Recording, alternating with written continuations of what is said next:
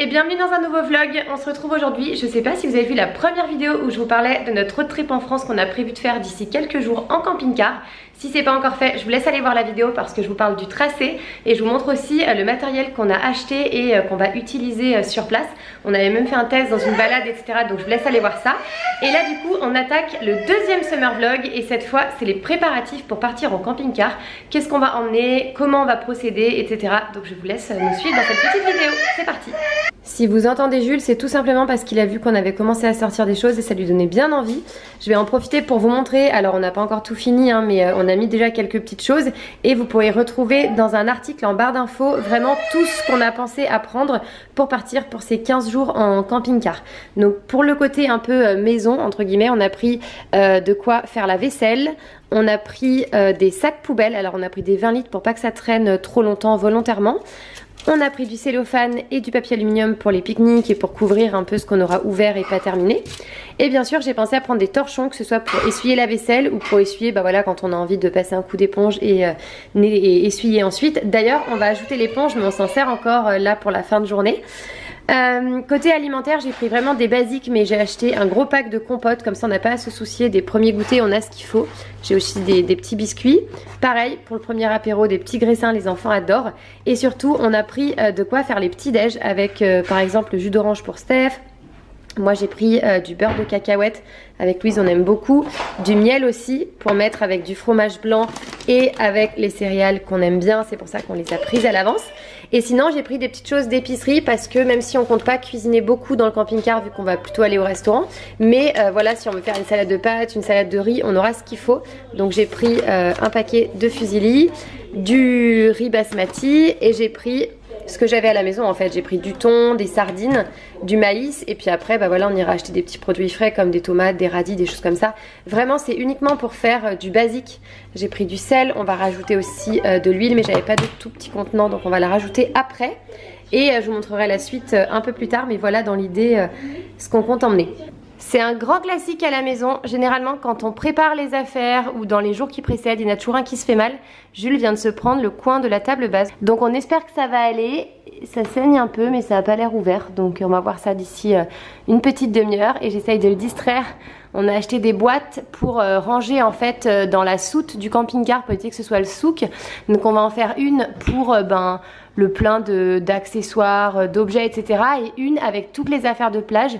Ce qui fait qu'en fait, quand on aura à sortir les affaires de plage, on sortira une caisse et ce sera pas tout emballé n'importe comment. Ça, je vous montrerai demain comment on va faire. Steph est parti chercher le camping-car tout seul. Il est parti en vélo parce que Louise dormait toujours. Et du coup, on voulait pas emmener les enfants, ceci dit, parce que c'est assez compliqué là-bas. Il y a vraiment la route juste à proximité. Mais ça y est, il revient. Bon, je m'attendais à plus grand, je me demandais comment il allait manœuvrer dans l'entrée, etc. En fait, ça a l'air d'aller. Déjà, il est arrivé jusque là, il n'a pas arraché le haut, tout va bien.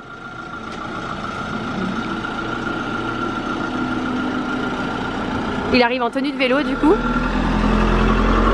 Ah, c'est long, hein. J'ai hâte de le voir manœuvrer. Je vais peut-être l'aider quand même. Hein. Il compte se mettre sur la place pompier le temps qu'on charge. C'est là, mais ça me semble petit. Vas-y, tout droit, c'est parfait. Bon là, tout droit, c'est parfait. Il est pile dans l'axe. Nickel. Je vous fais une petite visite. Hop, on rentre par ici.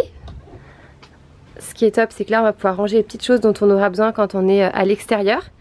Une petite marche pour monter et on arrive directement dans l'espace de vie. Donc on a une belle banquette avec une table et ici une seconde banquette, donc ça permet d'être tous les quatre si un jour il pleut. Et surtout je crois que les sièges sont pivotables de mémoire pour rajouter de la place. Et donc ici c'est là où les enfants vont faire le trajet puisqu'on va mettre leurs deux sièges auto de ce côté. Donc ça c'est hyper pratique parce que du coup ils sont tous les deux face à la route. Ensuite on a un coin cuisine avec franchement pas mal d'équipements. Il y a donc pas mal de tiroirs. À chaque fois il faut soulever pour les ouvrir parce que sinon c'est bloqué. Toute la vaisselle du coup est à dispo. Il y a donc des poêles, passoires, il y a vraiment tout ce qu'il faut. Moi j'avais fait une liste de ce qu'il fallait emmener. Et en fait il y a quand même déjà pas mal de choses. Il y a des placards de rangement aussi. Je découvre en même temps que vous. Hein. Ah, c'est la poubelle. On a pris des petits sacs poubelles. Et donc ici c'est les couverts, c'est ça que je voulais regarder. Bon, il y a quand même une cuillère en bois et tout, c'est pas mal. Et donc là-haut on a un évier. Donc à chaque fois tout se referme pour gagner de la place quand on prépare. Et ici je crois qu'on a 3 feux parce que j'avais regardé la vidéo. Voilà, c'est ça. Donc ce qui est chouette c'est que ça se referme, ça permet vraiment d'avoir de la place pour cuisiner. Je trouve que c'est vraiment hyper bien étudié. Avec des petites fenêtres, des petites étagères. Là-haut je pense que c'est des rangements classiques. Ouais. Ici on rangera à mon avis des vêtements, pas forcément des trucs de cuisine. On a aussi 2 rangements là-haut, donc un de ce côté et un de ce côté. Je pense que là, pour faciliter la tâche, on va ranger tout ce qui est drone, appareil photo, etc. pour vraiment les avoir toujours à portée de main quand on veut filmer. Je change de côté, alors on arrive par ici comme on était juste avant. Ici c'est l'écran de contrôle pour vérifier les niveaux d'électricité, d'eau, etc. On a un frigo, alors j'ai pas encore regardé comment ça s'ouvre, je pense qu'il y a une sécurité des 2 côtés. C'est ça, avec donc un grand frigo de ce côté qui est déjà en route. Et là pareil, double sécurité et un congélateur. Loulou va être contente, elle voulait des glaces. Après on a donc une porte ici qui mène là où on va dormir. Donc quand on l'ouvre, ça sert aussi de porte pour la salle de bain, je vais vous montrer. De ce côté on a une douche qui est quand même assez spacieuse, hein. On peut largement se doucher à 1 ou à 2 avec un enfant, avec un vrai pommeau de douche et surtout une aération. Je trouve ça génial qu'il y ait des aérations partout. Et là où je vous ai montré donc la porte qui se ferme de l'autre côté, on a le coin pour se préparer, donc avec une petite vasque mais qui a quand même une bonne taille. On a aussi des petits placards ici pour ranger des choses. Là on pourra mettre le papier toilette. Là aussi il y a un petit peu de rangement. Ouais, c'est succinct, hein, on va pas non plus emmener notre maison, mais voilà, il y a quand même pas mal de rangement. Et ce qui est top c'est que tout est étudié pour pas que ça bascule ou que ça tombe quand on ouvre. Un petit miroir, coucou. Et là encore une aération, franchement c'est très très bien fait. Ce qui est chouette c'est que quand on se douche, du coup on peut refermer la porte qui sépare de la pièce à vivre. Et du coup on a les 2 côtés de la salle de bain et on est entre guillemets tranquille, donc ça c'est pas mal. Pour terminer, là c'est l'endroit où on va dormir. Donc c'est un grand lit quasiment de 160, donc on était hyper content de voir ça. Là encore il y a pas mal de rangements. Ça je sais pas trop ce qu'il y a dessous, je crois qu'il n'y a rien, c'est juste des tables de nuit en fait. Et là on a à chaque fois penderie et placard, donc on va pouvoir ranger nos affaires chacun de notre côté. Et Stéphane vient de me montrer, mais en fait là on a encore des tiroirs de rangement. Et surtout quand on soulève le lit, en fait il y a des caissons de rangement dessous. Je me rappelle pas comment on soulève, mais franchement il y a quand même pas mal de place pour ranger. Quant aux enfants, ils vont dormir sur le lit qui est là-haut. En fait il y a des vérins, donc ça va descendre. Et en fait du coup ils vont pouvoir dormir tous les deux sur un lit de 130 je crois, avec des filets de protection. Je vous montrerai quand ce sera déplié. Tout le monde découvre en même temps. Oh là là. Et ton lit il est où? Notre lit, il est où? Ton lit? Oui. Il est là-haut, il descend. À l'arrière il y a une grosse soute où on peut ranger plein de choses. Donc là nous, on va mettre la table, on va mettre les chaises, nos petits matelas de plage. On va aussi mettre tout ce qui sert à nettoyer. Steph va emmener son aspirateur bien sûr. Et voilà, on a pris de l'eau pour les biberons de Jules, une rallonge pour l'électricité, etc. Et ici on a le poste de conduite où Steph et moi on va se relayer parce qu'on a donné nos 2 permis, parce que parfois il va faire le trajet en vélo et moi je le rejoindrai en camping-car. Et donc là ce sera la 6 passagers et les 2 se tournent si on veut pouvoir manger à l'intérieur. Bon là j'ai mal au bras donc je vais pas réussir à le faire, mais en fait ça se faisait assez simplement. Voilà, il s'agit juste de tourner comme ça et comme ça on peut manger tous sur la même table. C'est hyper moderne, c'est un camping-car de 2021 donc il est vraiment dernier cri en termes de confort de conduite, franchement c'est canon. Les vélos sont chargés et couverts, Steph a acheté une housse, c'est un peu dur à mettre mais ça y est on y est arrivé. On avance bien dans le chargement, on a mis déjà la table, on a mis la grosse poussette tulle, le chariot pour les enfants, la chaise haute de Jules parce qu'on n'a pas trouvé de petite chaise adaptée à sa taille pour manger dehors. On a pris, ça c'est nos chaises pour manger, le parasol, la petite poussette, de l'eau, tout le matériel pour nettoyer, recharger, etc. Donc franchement il faut bien ça en taille. Hein. C'est le moment de dire au revoir à papy et mamie. Tout est fermé en haut? Qui sont venus les garder ce matin.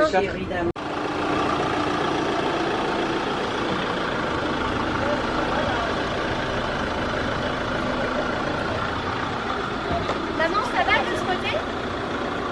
Bah oui. Bah regarde. Je vais guider. Bah oui. Bah c'est large hein, vas-y. Ah bah oui, en fait, d'accord, je pensais que vous voulez faire une marche arrière. Va-t-il partir sans moi? Là ça passe.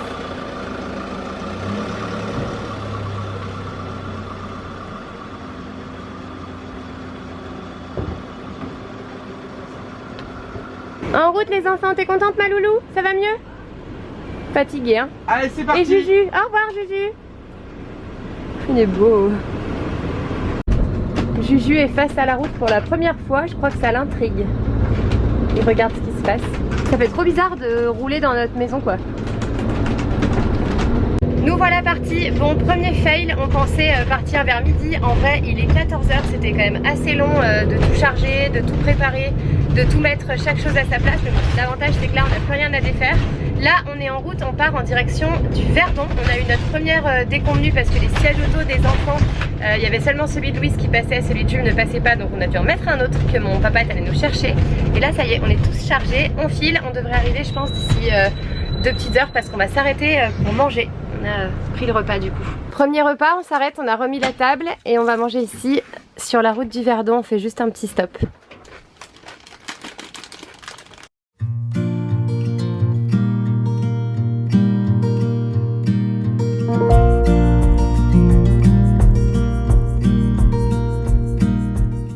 Bon bah deuxième tunnel, j'ai vu qu'il y avait un petit surplomb. Je pensais que Steph l'avait vu et en fait on a raclé le store.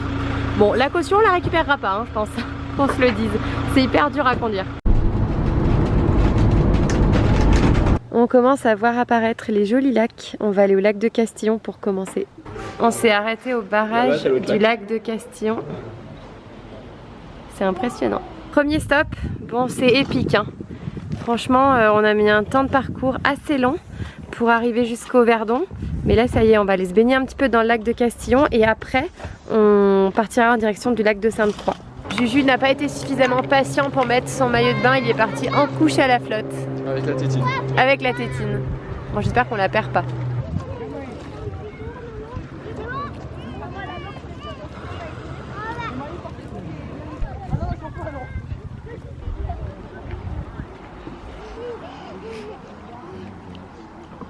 Ça y est, on repart. Du coup, on était au lac de Castillon. Les enfants ont pu se baigner un peu, jouer un peu, donc c'était cool parce qu'ils en avaient vraiment marre dans la voiture. Là, on va filer en direction de Castellane pour aller faire quelques petites courses vu que demain c'est dimanche. Et ensuite, on ira en direction du lac de Sainte-Croix où on va passer la nuit. Prêt, Steph? Excellent, concentré. On arrive à Castellane. On va manger ici parce que du coup, les enfants commencent à avoir faim. Et franchement on met un peu plus de temps qu'on se l'imaginait, donc on s'arrête là. Trop mignon Castellane, j'ai fait les petites ruelles rapidement pour trouver un restaurant et c'est trop beau. Par contre c'est hard de trouver un resto sans avoir réservé. Là c'est un resto où j'ai eu de la chance, il y a une table de 3 qui se libère au moment où j'arrive à 20 h. Jules qui papote, sorti du resto. Il digère. Allez on file, on vient de se manger une pizza à Castellane. Franchement c'était très bon, c'était nickel pour ce premier soir. Cette première journée était quand même assez épique parce que du coup c'est quand même pas évident à manœuvrer. C'est quand même assez gros, assez large. Il y a aussi pas mal de bas-côtés, de choses qui dépassent de l'habitacle. Donc franchement c'était hyper chaud, j'ai dû sortir plusieurs fois pour guider Steph. Et là du coup on n'a pas pu arriver jusqu'à où on voulait parce qu'en fait on se rend pas compte mais les temps de parcours sont quand même plus longs. Donc on va pas faire les gorges du Verdon comme ça en pleine nuit, c'est trop difficile. On va filer demain sur le lac de Sainte-Croix, mais là on va dormir à Castellane. On a repéré en fait sur Park4Night un terrain avec en fait un privé qui met à disposition des places où les camping-cars peuvent dormir, donc peuvent se positionner. Donc on va faire ça pour ce soir et ça sera très bien. Là les petits sont crevés, donc il faut encore qu'on fasse les lits et on va tous se poser tranquillou ce soir pour finir la journée et on rattaque demain. Deuxième journée et première nuit, c'était épique cette nuit. Autant les enfants ne voulaient pas du tout aller se coucher, autant nous on avait très envie. Donc du coup c'était hyper chaud parce qu'ils étaient hyper excités d'être dans le lit, de pouvoir jouer tous les deux, etc. Donc bon, un petit biberon à Jules et finalement c'est allé. Ensuite Jules s'est réveillé vers 2h50 et juste avant Steph venait déjà de se réveiller parce qu'en fait il y avait le frigo qui faisait bip bip parce qu'en fait il n'y avait plus de batterie vu que le gaz ne prenait pas le relais. Hier soir on n'a pas réussi à changer la bonbonne de gaz correctement. Donc déjà un gros réveil, j'ai fini la nuit avec Jules qui en fait savait pas trop où il était quand il se réveillait. Alléluia, on a réussi à remonter le lit. Steph est toujours au téléphone avec la personne qui nous a rappelé. Et finalement ce matin, et bah, du coup on doit régler le problème du lit qui remonte pas. En fait on a un souci, le lit est descendu automatiquement et il ne se relève pas. Donc en fait s'il se relève pas, on peut pas partir parce qu'on peut pas mettre les sièges auto sur les sièges, donc ce qui est quand même très problématique. Et on doit aussi régler ce problème de gaz parce qu'en fait c'est hyper important pour que ça prenne le relais. Et du coup on va aussi checker du côté des fusibles parce que j'ai vu des personnes sur Insta qui me disent que ça peut être les fusibles. Bref, on a plein de soucis, en plus on est dimanche, il n'y a pas d'assistance, donc bon on va voir ce que ça donne, mais on espère pouvoir décoller vite parce qu'on va au lac de Sainte-Croix et surtout ensuite on part direction Carcassonne et il y a quand même pas mal de routes, donc voilà, faut qu'on trouve une solution très vite.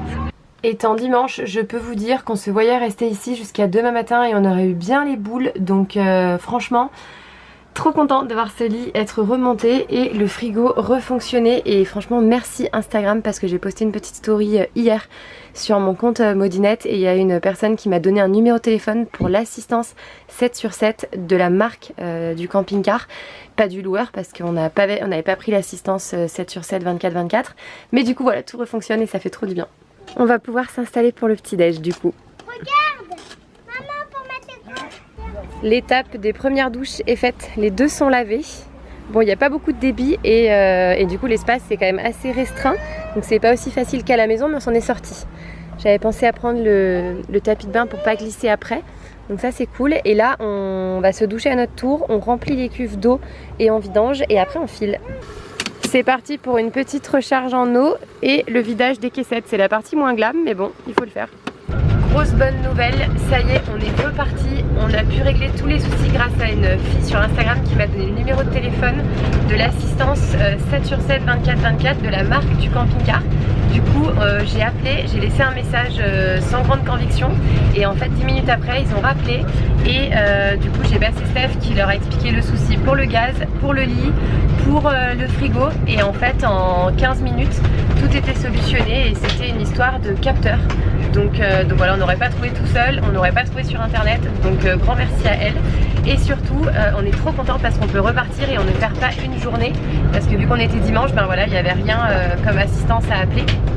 Donc là ça y est, on file, on prend la route des Gorges du Verdon et on va jusqu'au lac de Sainte-Croix pour faire du pédalo en espérant qu'on en trouve un parce que les réservations ne se font pas, donc on verra s'il y en a un. Et Steph est très soulagée. On a perdu les deux enfants, ils dorment et tant mieux parce qu'hier c'était un petit peu dur le trajet avec eux, donc là au moins ils se reposent. On désespérait mais on a réussi à se garer au bord du lac, donc on mange vite fait et après on va se baigner. On fait un petit arrêt sur le lac de Sainte-Croix dans le Verdon. Je sais pas si vous vous rendez bien compte parce que le ciel c'est un petit peu couvert, mais la couleur de l'eau est dingue. Session paddle pour Steph et Louise. C'est au tour de Jules d'aller faire un petit peu de paddle. Coucou! Oh!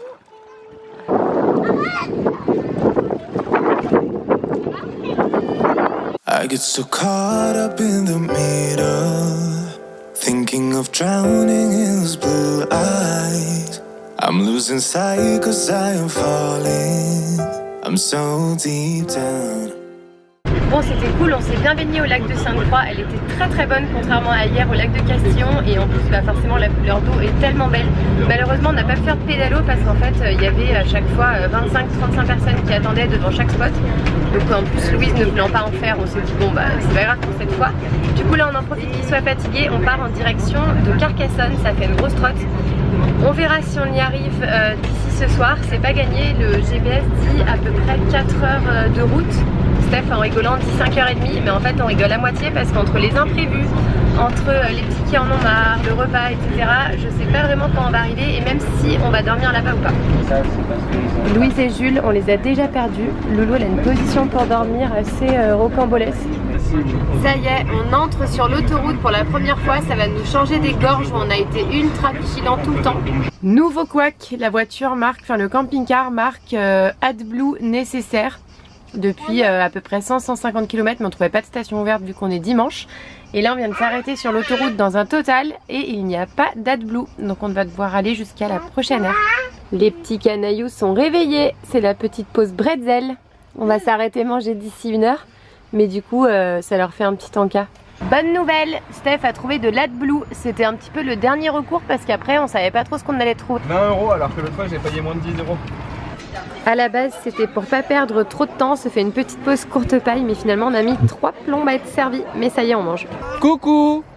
Coucou. Nous on est les enfants et on attend la maman. Oui, et on aime bien notre camping-car. On aime bien les camping-cars parce que en fait, il y a... C'est un peu ta maison quoi. Oui. Ouais. Il y a quoi dedans? Il y a à manger? Oui. Il y a les doudous? Oui. Et on peut conduire avec? Oui. Et demain? Il y a les lits aussi. Et demain on va où? Château. Ouais. Demain matin on se réveille au château à Carcassonne. Oui. Enfin, s'il y a de la place à l'aire de camping-car, mais normalement ça devrait le faire. On espère, on croise les doigts parce que tout va bien aller. On est en train d'arriver à Carcassonne et on peut dire qu'en arrivant la vue est plutôt canon dès le départ.